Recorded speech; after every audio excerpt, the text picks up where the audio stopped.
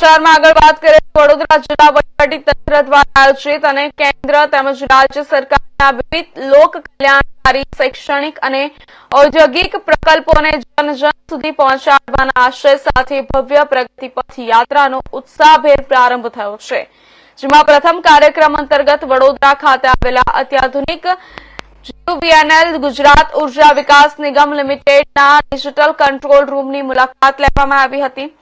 મુલાકાત દરમિયાન ઉપસ્થિત મહાનુભાવો, યુવાનો અને શાળા કોલેજના વિદ્યાર્થીઓએ સમગ્ર ગુજરાતના સ્માર્ટ એનર્જી નેટવર્કનું મગજ ગણાતા આ કેન્દ્રની કાર્યપ્રણાલીને લાઈવ નિહાળી હતી।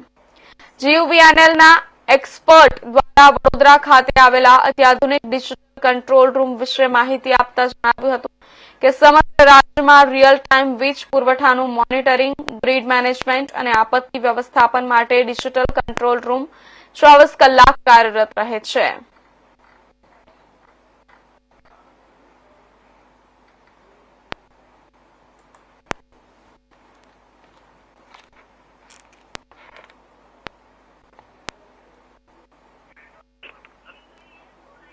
અને તેનું આપણે મોનિટરિંગ કરી શકીશું।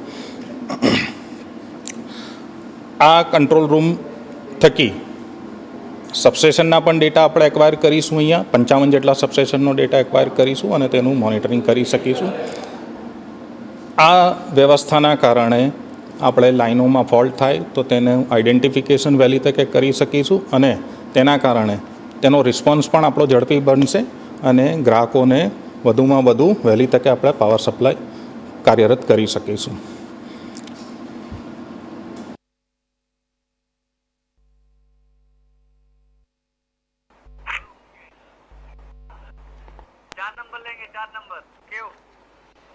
સમાચારમાં આગળ વાત કરીએ તો જૂના